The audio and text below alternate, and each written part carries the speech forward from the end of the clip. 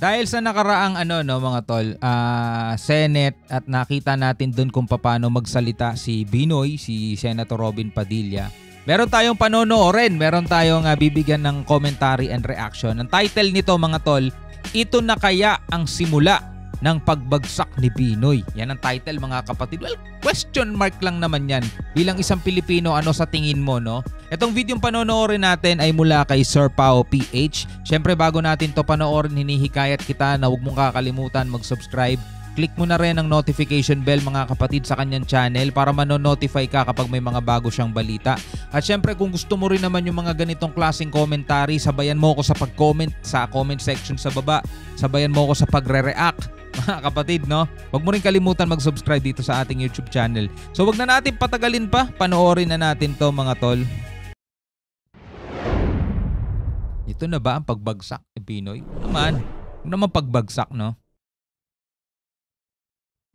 Magandang araw po ulit sa inyong lahat mga kaalyado. Sir Pao PH po muli nagbabalik. Patungkol pa rin ito kay Senator Robin Padilla. Gusto ko lang bigyan ng extra support yung videong in-upload natin kahapon. Yeah. Patungkol dun sa joint Senate hearing na ginawa sa Senado together with Philippine Coast Guard, Department of National Defense at ang virtual presence ni Professor J. Batong Bakal, kung saan nga ay nagpakita ng kakaibang katalinuhan itong si Senator Robin Padilla sa joint Senate hearing. Matapos nitong makipagdiskusyon, makipagtalo at questionin yung kakayahan ng Philippine Coast Guard at ang pinupunto nito na favorite niyang term na escalation, na Pilipinas pa daw ang nag-e-escalate ng tension sa West Philippine Sea, particularly sa nangyayaring komosyon dyan sa Ayungin Shoal tuwing may resupply mission ang ating mga Philippine Coast Guard. Hindi ko na masyadong uulitin mga kaalyado yung sinabi ko kahapon dahil magiging redundant na yung mga sinasabi ko dito. Dalawa ang purpose nitong content natin ngayon mga kaalyado.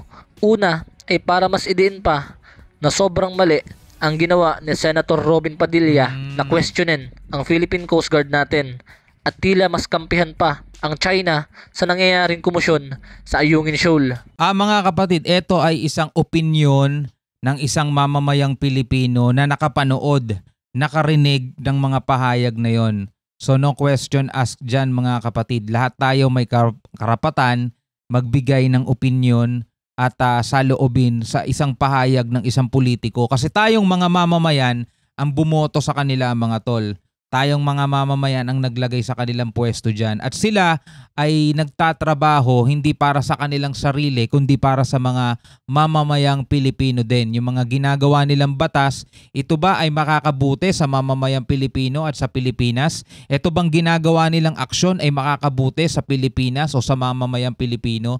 Kaya kung meron mang nasasabing ganito, ang mga mamamayang Pilipino ay karapatan yan. Ako'y naniniwala na karapatan to ng bawat isa sa atin dahil politiko yan di ba? Kumbaga trabahador yan ng mamamayang Pilipino. Yung nga sabi nila, di ba? Ako'y trabahador nyo, kayo ang boss ko, di ba? So ang pagtaas ng escalation, yung tipong tayo na nga yung hinahabol, tayo na nga yung umiiwas, tayo na nga yung gustong banggain, di ba? Tayo pa magpapataas ng tensyon mga tol. Kakaiba yon, di ba? So tuloy natin. At ang pangalawa ay para i-comfort natin yung mga taong bumoto kay Senator Robin Padilla. So dalawang purpose lang mga kaalyado, kaya mabilis lang naman to. Yan. And impromptu itong ginagawa kong pagsasalita ngayon. Talagang dire-diretso dahil medyo nagsasanay na rin tayo. Dahil in the near future, magla-live na rin ako. Inaantay ko lang mga kaalyado na makumpleto yung mga kagamitan natin sa paggagawa ng content. Kaya sa mga hindi pa nakasubscribe dyan, mag-subscribe na kayo, at sa mga nakasubscribe na dati pa, maraming salamat sa suporta ninyo. So back to the topic na tayo mga kaalyado. To si Sir Pao PH, gusto ko rin to makakolab. Well, parang nagko-collab na nga rin kaming dalawa, no? Habang nagsasalita siya, tapos nagsasalita rin ako. Pareho kaming impromptu, no? hindi sinulat-sulat, wala nang script. Impromptu, kung ano yung nasa balita, bibigyan natin ng reaction video and commentary. So para kami nagko-collab na rin no? Doon sa sinabi kong dalawang purpose kung bakit ginawa natin itong content natin ngayon.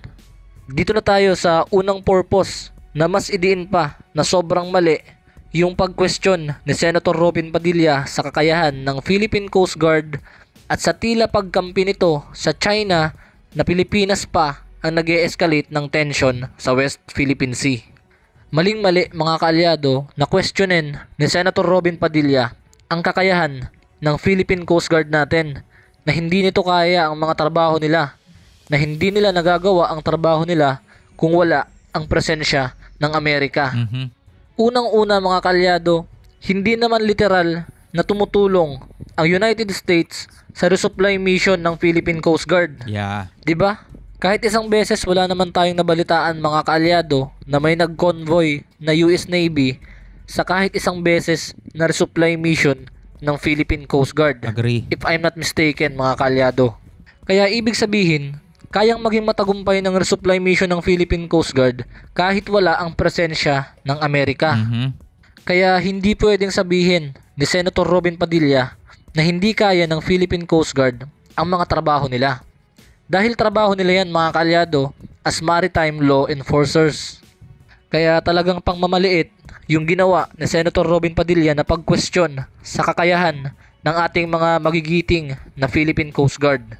Pahayag nga po mga kaalyado ni PCG spokesperson Jay Tariela na disheartening daw yung pagdududa sa capability ng Philippine Coast Guard without the help of other countries.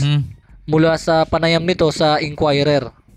At ang pinaka nakakadismaya sa lahat mga kaalyado ay yung sabihin ni Senator Robin Padilla na Pilipinas pa ang nag-e-escalate ng tension dyan sa Ayungin Shoal tuwing may resupply mission. Yeah. So talagang nakakasama ng loob mga kaalyado bilang isang Pilipino na aktwal mong nakikita sa mga balita na China ang nanghaharas, nang-aabuso sa mga teritoryo natin sa West Philippine Sea, lalo na sa mga Philippine Coast Guard natin tuwing may resupply mission. Tapos sasabihin nitong si Senator Robin Padilla na Pilipinas pa ang nag-e-escalate ng tensyon. Dahil lang sa presensya ng US aircraft na namataan sa Ayungin Shoal, ay inisip na kaagad ni Senator Robin Padilla na tumutulong ito sa Pilipinas. Nabanta raw ito sa seguridad ng ating bansa dahil baka magpalipad din ng mga jet fighter itong China sa West Philippine Sea. So maling-mali po mga kaalyado yung narrative ni Senator Robin Padilla dahil unang-una, gaya nga ng sabi ko kahapon sa upload natin mga kaalyado na teritoryo natin yun. Tama. Kahit anong gusto nating gawin, kahit anong gusto nating ipadala na sasakyang pandigma o mga jet fighter, kahit mga destroyer pa yan, walang magagawa ang China dahil exclusive economic zone natin yun. Tama. Napakakitid ng utak ni Senator Robin Padilla para isiping tayo pa ang nag-e-escalate ng tension dahil unang-una China ang siyang nangangamkam ng teritoryo sa South China Sea, lalo na sa West Philippine Sea. At yan ang tunay na escalation, yung ginagawa ng China. So hindi ko talaga alam mga kaalyado where Senator Robin Padilla gets his definition of the word escalation. Dahil ibang-iba yung sinasabi niya sa totoong nangyayari at nakikita ng taong bayan. Tama. Hindi natin ginagatungan yung issue mga kaalyado Para sa mga maka-Robin Padilla dyan na tahimik na nanonood, opinion lamang po ito at nasa demokratikong bansa naman tayo. Yes. Meron tayong karapatan na mag-exercise ng freedom of expression.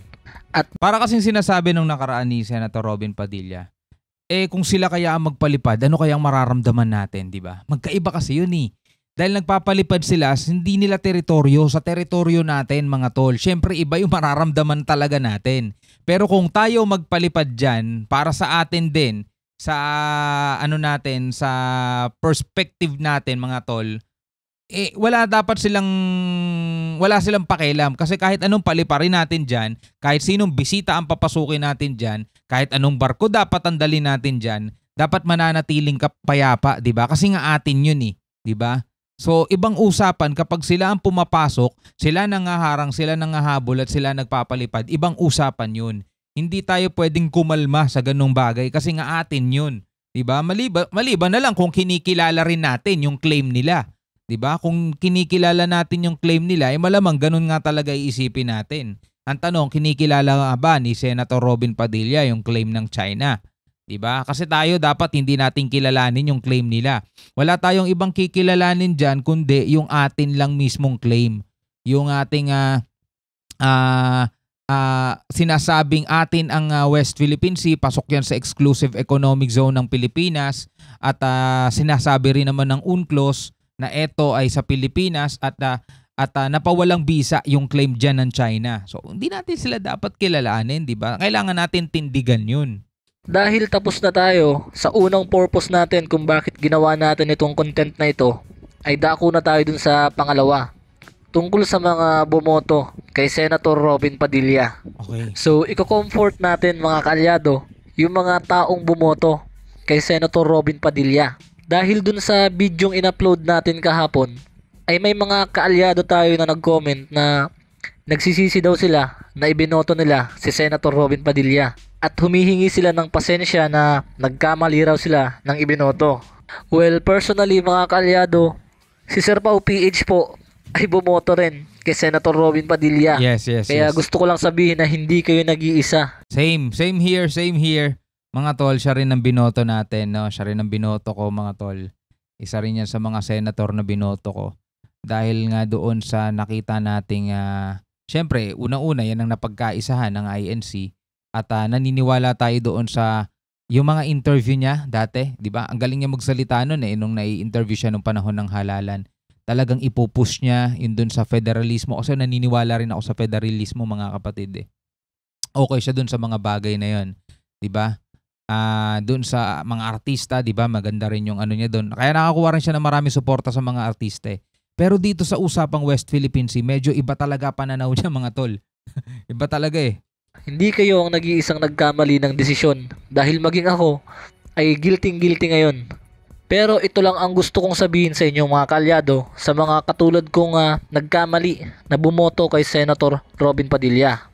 Gusto ko lang sabihin sa inyo mga kababayan na wala po kayo o tayong kasalanan sa pinaggagawa niya ngayon. Alam nyo mga kababayan, parte ng konstitusyon ng Pilipinas, ang suffrage o kung ano man ang basa nyo rito, ito po yung karapatan ng mga tao, ng mga mamamayan na bumoto at pumili ng politiko na gusto niyang maihalal para magsilbi sa kanilang mga bayan o kanilang bansa. So meaning, bilang mamamayan ng Pilipinas ay nagtiwala lang tayo. Akala natin, magagampanan niya ng tama yung pagiging senador niya. So kaya sa lahat ng mga bumoto kay Senator Robin Padilla ay biktima lang po tayong lahat, pare-parehas. Well, ako hindi pa naman ako nagsisisi, mga kapatid, no. Hindi ko pa naman sinasabing nagkamali ako sa desisyon, mga tol. At hindi rin natin dapat sabihin 'yon dahil meron pang ilang taon siguro na pwede pang magbago. Malay ninyo sa susunod na Senate hearing, iba na yung pananaw niya. At sabihin niya, sige, nagkamali ako. Yun. Pwede na magbago, di ba? So hindi pa natin pwedeng sabihin na nagkamali tayo. So, ngayon, alam nating nagkamali siya kasi tao lang din naman siya. Nagkamali siya sa kanyang pagsasalita. Maliban na lang kung paninindigan niya talaga yon, mga tol. Di ba? Pero ako, ganun talaga eh. Di ba? Ganun talaga eh. Hindi lang naman siya yung senator na naiboto natin na parang hindi rin, na parang nakukulangan tayo, di ba? Kasi minsan tayo nagkukulang din naman eh. Well, yun lang naman eh sa akin lang din, mga tol, no. Tuloy natin. Wala mautak din itong si Senator Robin Padilla. Dumikit kay Pangulong Bongbong Marcos. Kaya akala natin, malinis din ang intensyon katulad ng ating Pangulo ngayon. Kung ano man po yung mga maling aksyon na ginagawa ni Senator Robin Padilla sa Senado at sa pagtalakay ng mga issue, ay hindi na po natin kasalanan yun. Kargo niya lahat ng aksyon na ginagawa niya. Tama. But gusto ko lang din sabihin sa inyo mga kaalyado na hindi pa naman huli ang lahat para kay Senator Robin Padilla.